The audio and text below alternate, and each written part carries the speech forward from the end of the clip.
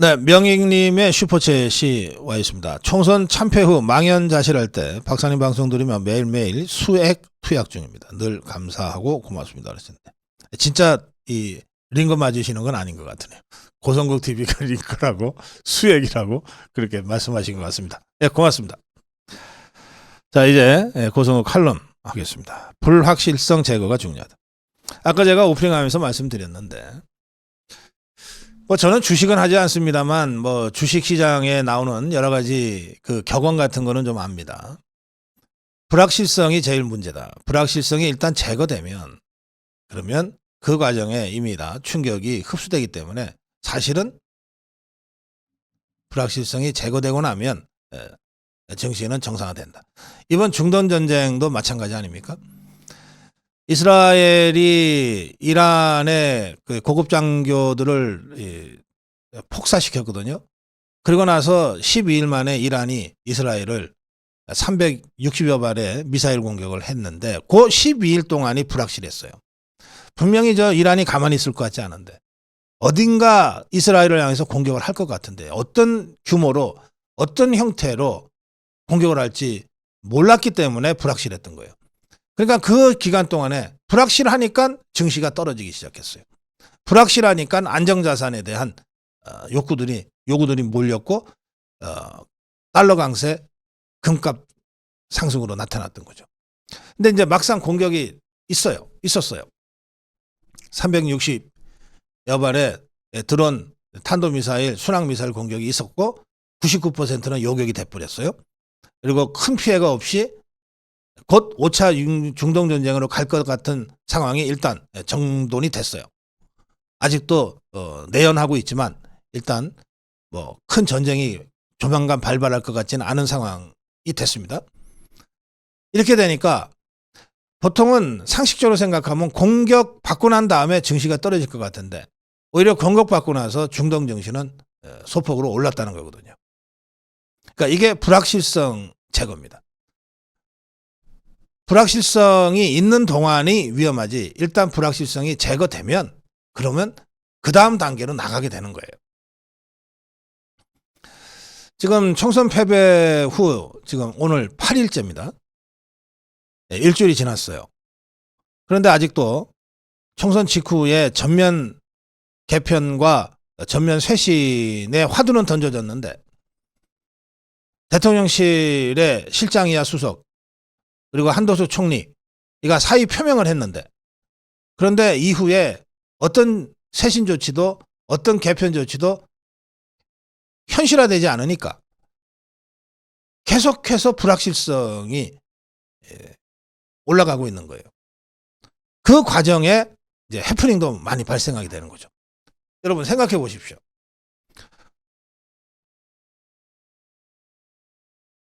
윤석열 대통령이 상당한 위기를 지금 맞은 상태입니다.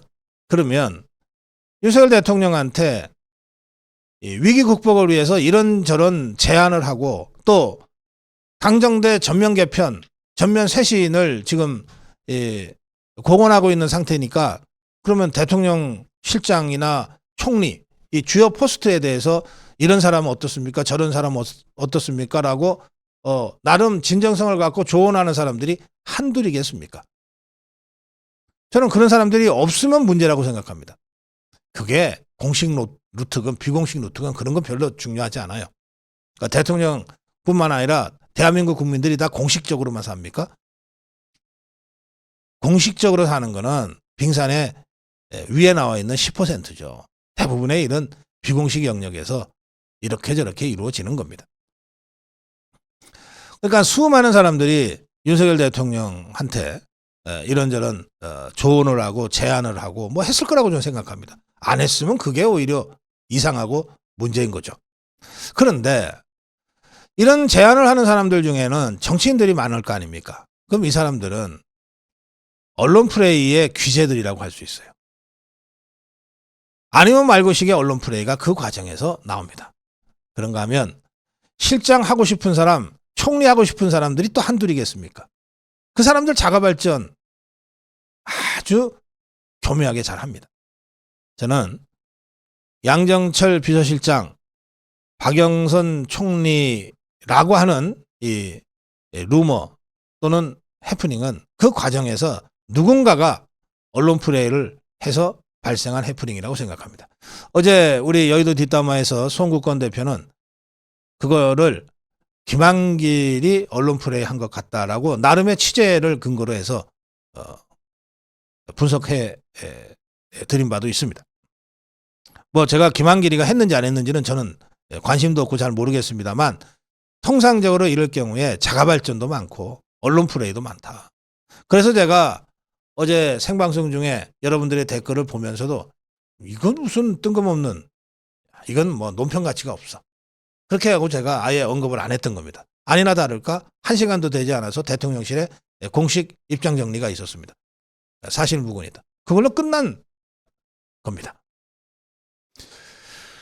그런데 제가 이 말씀을 다시 드리는 이유는 이게 불확실성이 계속되면 이런 류의 해프닝이 계속해서 발생할 수 있다는 거예요. 그러면 이 해프닝이 발생할 때마다 결국은 어떻게 됩니까? 돌고 돌아서 윤석열 대통령의 부담으로 오게 돼 있어요. 중간에 누군가가 이런 언론 플레이를 해서 논란을 불러일으켰다고 해서 그 사람이 어느 날 갑자기 언론 앞에 나타나서 사실은 제가 양정철, 박영선 언론 플레이를 한 사람인데요, 죄송하게 됐습니다, 제 책임입니다, 이럴 겁니까? 아닐 거 아니에요. 그런 사람은 지금까지 없었어요. 아니면 말고 하고 사라져 버리지. 그러니까 이 불확실성이 지속 오래될수록 그 모든 부담은 중간에 자가 발전하고 언론 플레이하는 사람들이 아니라 결국은 돌고 돌아서 윤석열 대통령의 정치적 부담으로 오게 돼 있다는 겁니다. 자, 그래서 저는 아까도 말씀드린 대로 어차피 전면 개편이지만 단계적 개편일 수밖에 없다. 현실적으로. 당은 당의 시간표가 있다. 그렇다면 첫 단추는 대통령 비서실장과 수석 교체다. 여기에 집중하고 좀 빨리 하자 이제. 불확실성을 신속하게 제거하는 것이 중요한 국면이 됐다. 누구든 좋다. 뭐 오늘 아침에는 또 장제원 얘기가 한참 막 모든 언론에서 거론되더라고요. 원희룡 얘기가 어제 나왔다가 양정철 얘기가 나왔다가 장제원 얘기가 나왔다가 저는 누구든 좋다고 생각합니다. 양정철은 안 되죠, 당연히. 그러나 원희룡이든 장제원이든 누구든 좋다고 생각합니다. 그래서 저는 윤석열 대통령이 이 대통령 실장과 관련해서는 좀 오늘 중에라도 결단을 하는 것이 필요하다, 이렇게 말씀드립니다. 수석 인사는 비서실장과 의논하면서 하는 것이 맞고, 이렇게 해서 새로 비서실을 꾸려놓고 개각에 대한 고민을 새 비서실과 함께 고민하는 것이 순서상 맞다, 그렇게 말씀드리는 겁니다. 동시에 당은 말이죠, 당의 시간표가 따로 있어요. 원내대표를 먼저 뽑아야 되고, 그거는 왜냐하면 5월 말까지가 현재 국회의원들의 임기니까. 그러면 대개 5월 중에는 새 16대 국회, 22대 국회를 맡을 새 원내대표를 뽑아놔야 돼요. 그래야 이쪽 저쪽이나 5월 초순 중에 새 원내대표를 뽑아야 이 사람들이 22대 국회 원구성 협상을 시작하거든요. 그러니까 원내대표를 당연히 먼저 뽑아야 되고, 그리고 나서 뭐 전당대회 일정을 빠르게 준비를 해도 6월 말이나 돼야 될 겁니다. 그 시간표가 따로 있어요. 중요한 것은 이걸 말이죠, 최대한 좀 빨리 전당대회 국면을 열어서, 또는 원내대표도 그냥 의총 한번 열고서 후닥닥 해치울 게 아니라 원내대표 하겠다는 후보자들한테 자기 정견을 발표할 수 있는 시간을 최소한은 좀 줘서 저는 공론화 시키는 것이 중요하다고 생각합니다. 이걸 공론화 시키지 않으면 자꾸 언론들이 쫓아다니면서 자기들한테 필요한 한두 마디 따갖고 이거를 무슨 당의 대단한 무슨 입장인 것처럼, 주요한 흐름인 것처럼 언론 플레이 하는데 놀아나게 돼 있어요. 자, 선거 직후에 조선일보가 허구한 날 김재섭이 발언을 따요. 아니, 이제 초선 당선인에 불과한 김재섭이가 뭐 그렇게 대단한 비중이 있다고 조선일보가 3일 4일씩 그자의 발언을 땁니까? 이게 당이 공론화되어 있지 않으니까 언론이 지 마음대로 지그들 입맛에 맞는 발언 해줄 것 같은 사람한테 가서 야, 요 얘기 어떻게 생각해? 요 얘기 어떻게 생각해? 심지어 코치까지 하면서 인터뷰 할지도 모르죠. 이런 식으로 해서 당이 정말 산으로 가는지 바다로 가는지도 모르고 표류할 수 있게 됩니다. 그래서 제가 조금 전에 정론일침에서 김태호의 인터뷰도 제가 소개를 해드렸어요.